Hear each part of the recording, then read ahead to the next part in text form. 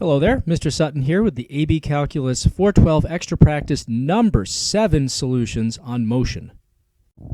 For this one, we're given this motion function and we want to find the velocity function and acceleration.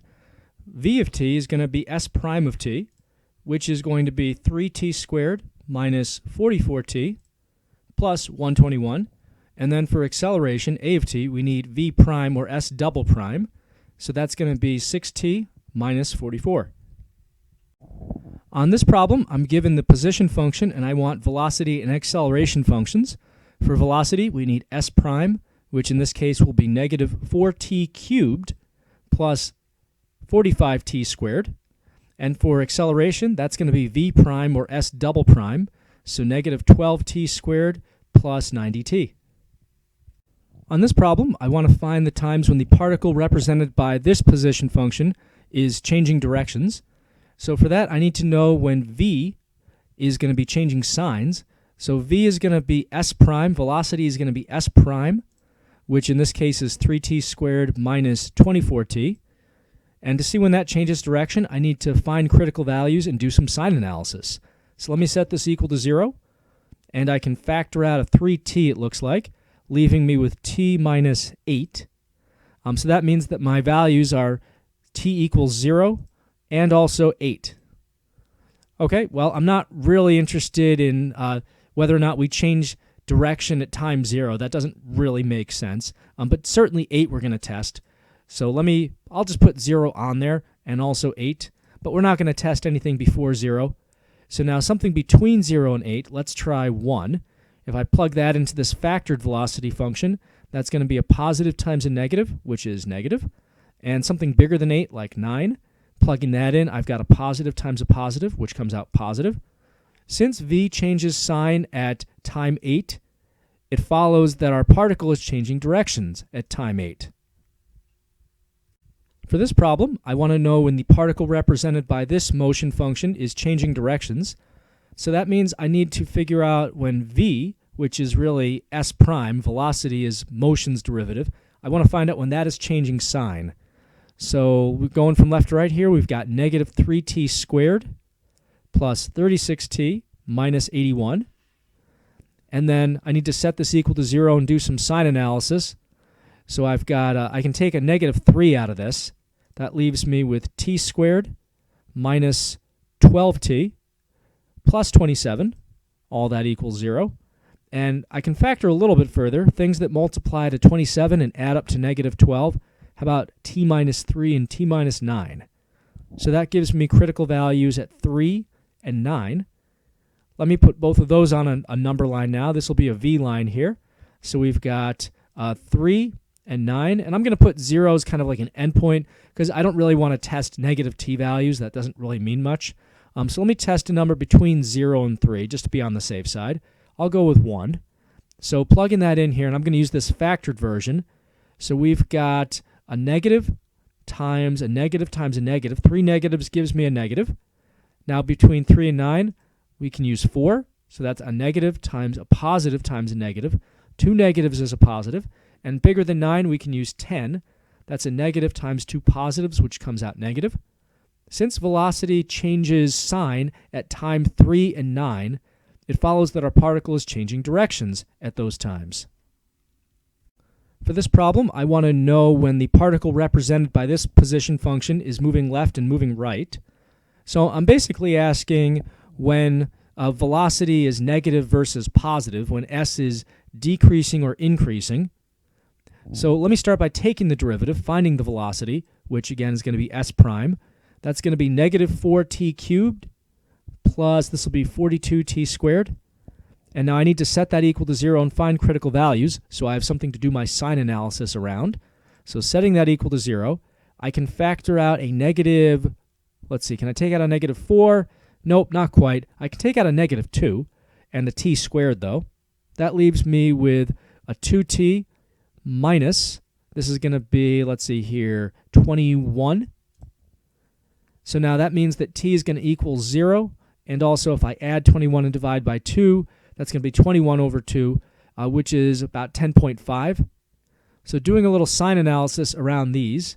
So we've got 0, which we're not going to test anything before because we don't care about negative time intervals, and then 21 over 2.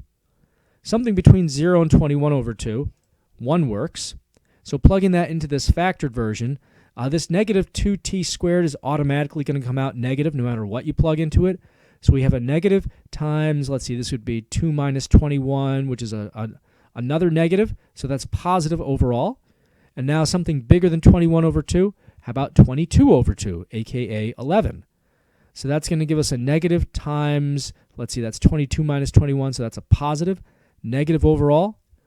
So based off of this, since velocity is negative in this second interval, that means our particle is moving left from 21 over 2 to infinity.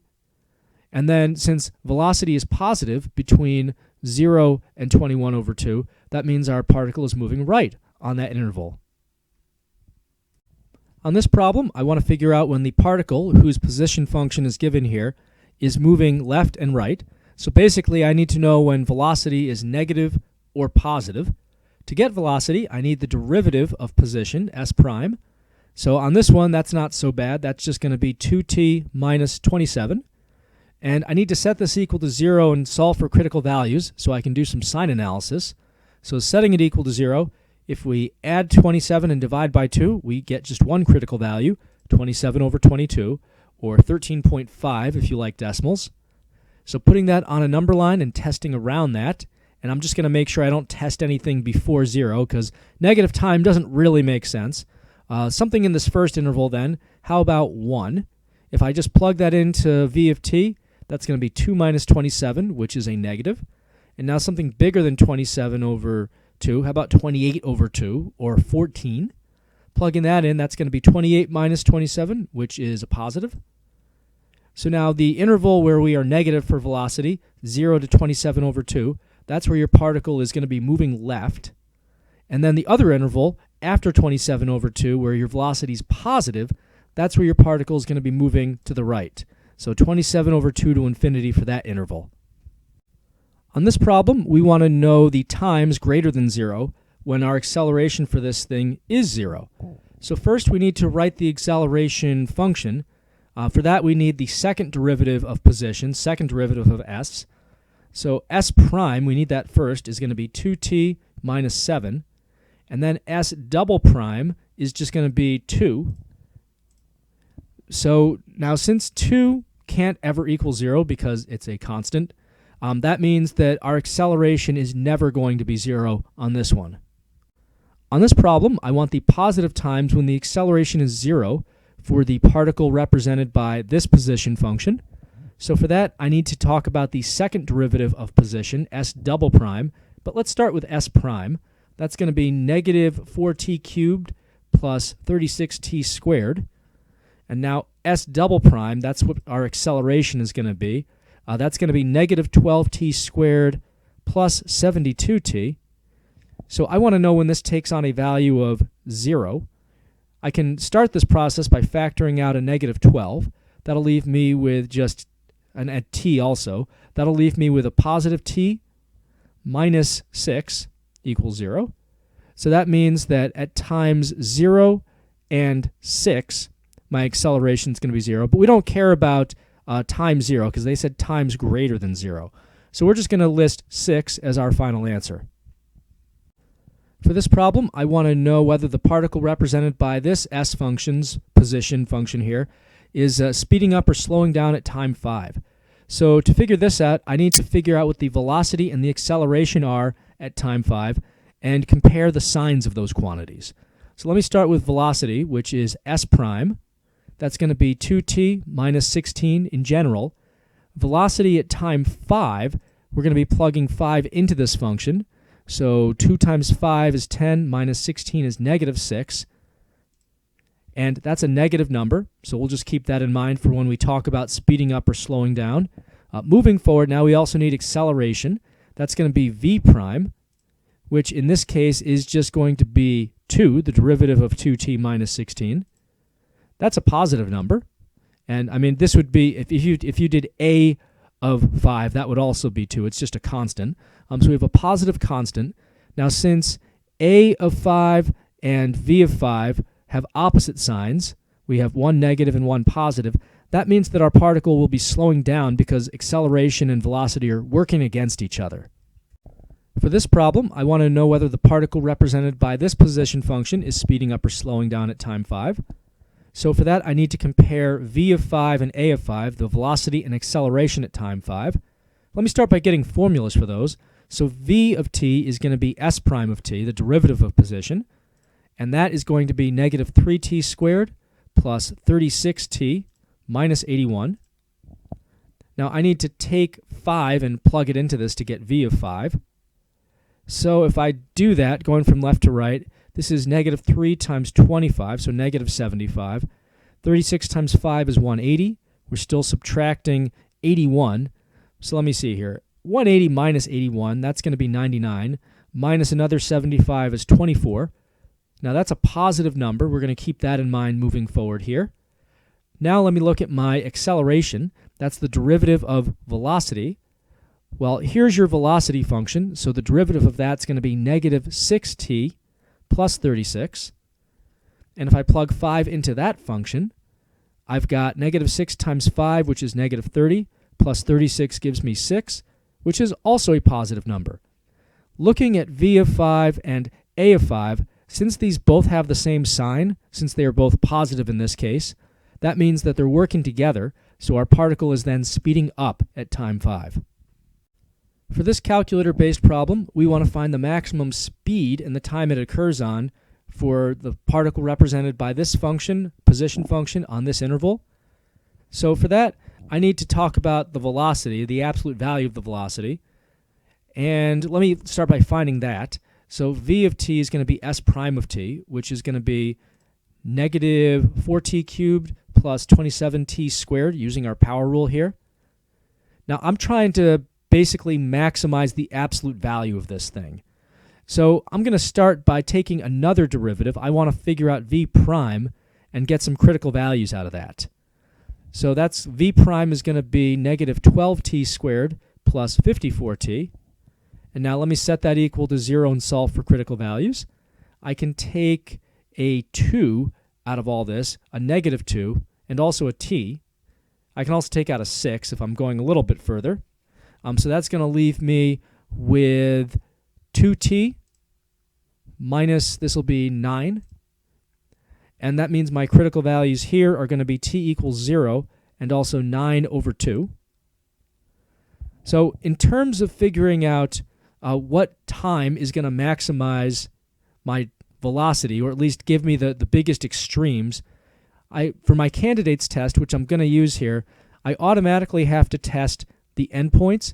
I also have to test any critical values, at least any critical values that fall between the endpoints. Now 0 and 9 over 2, which is 4.5, do not fall on the interval from 6 to 9. So although they are critical values, they don't count for this problem. I don't have to test them out. All I have to test out this time around is 6 and 9. So I'm just going to plug both of those into the velocity function, and I'm going to use the calculator because this still looks a little bit crazy to plug things into. So here I am in my y equals on the calculator. I've just entered the velocity function in as y1. And now quitting out of there, let me do alpha trace and call up y1 from that little submenu. Press enter, open a parentheses, and I'm going to plug in 6 and see what that comes out to. Enter. That comes out to 108. So v of 6 is 108. And now let me also plug in 9. So going back to the calculator, let me just yank my input from before and replace 6 with 9. Press enter. Negative 729. I'm glad this is a calculator problem. So we wanted the maximum speed. Now here's where you have to be careful. If I ask for maximum velocity, then obviously a positive number is bigger than a negative number. But I asked for maximum speed, basically maximum distance from 0 for velocity. So our speed is going to be the absolute value of both of these. Absolute value of negative 729 is bigger than absolute value of 108. So our max speed then is going to be positive 729. And that happens at time 9. On this problem, I want to find the maximum speed and the time it occurs for the particle represented by this motion function on the interval from 1 to 9. So to figure out maximum speed, I need to figure out the time at which the velocity is as far from 0 as possible, because speed is the derivative of, or is the absolute value rather, of velocity. So basically, let's start by trying to maximize or minimize velocity. To get that, let's get the velocity function to begin with. That's going to be s prime of t, which is 3t squared minus 44t plus 121. And we're trying to maximize or minimize this v of t function, so I need critical values for this. So that'll be v prime, which is going to be 6t minus 44. Let me set this equal to 0 and find the critical values. If I add 44 and divide by 6, 44 over 6, we can reduce that to 22 over 3. So that's a critical value I might have to test. Now, does that actually fall between 1 and 9? Well, this is a little bit more than 7, so yes, it does. So in terms of my candidates test, and I'm going to use the calculator for this now, I have to plug in the critical value and the two endpoints into my v function that I'm trying to maximize or minimize. So let me go ahead and do that on the calculator. So to start things off, I've gone and entered my v of t function in as y1. I'm going to be using it a few times, so might as well. Let me quit out of there now. And to call that back, let me do alpha trace and pull up y1 here, enter on that, open a parentheses, and I'm going to start with the leftmost endpoint of 1. So if I plug 1 into this thing, and I really don't need a calculator for this, but hey, why not? So that comes out to 80 for that value. Next, I'm going to plug in 22 over 3, the critical value. And I want a decimal when I do this, not a fraction. So to make sure I get a decimal that I can compare to other numbers more easily, I'm going to just do 22 divided by 3 rather than using the fancy fraction form, the alpha y equals. So this gives me about negative 40.333 and some change. And then I'm going to plug in the rightmost endpoint, which is 9. So let me go back and yank my input from before. Let me just replace that 1 with a 9. Press enter. Negative 32. So comparing all of these, again, if we're looking to maximize speed, we're looking for the one of these that's the farthest away from 0. So out of all of them, it just happens to be the positive number 80. It didn't have to be, though, but it just happens to be 80. So that's going to be our max speed of 80 at time 1.